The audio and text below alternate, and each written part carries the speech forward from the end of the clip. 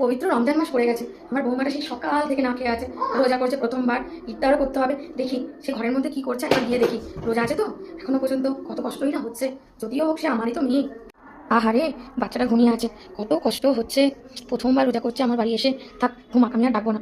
যতই হোক সে আমারও তো মেয়ে, কত কষ্ট হচ্ছে বলো তো। প্রথমবার আমার বাড়ি এসে রোজা করছে, যাক আল্লাহ যা করে ভালোর জন্যই করে। থাক বাবা, আমি ওকে একদম ডাকবো না, ইফতারের একটু আগেই ডাকবো। যাই আমি কাজগুলো সেরে নিই।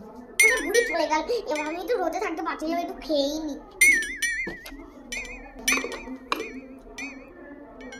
কি বৌমা, তুমি কি খাচ্ছ? এখনো আজান দেওয়ার অনেক দেরি, তুমি খেয়ে ফেললে? ক্ষমা করে দাও, আমি ক্ষমা করে দিন প্লিজ মা।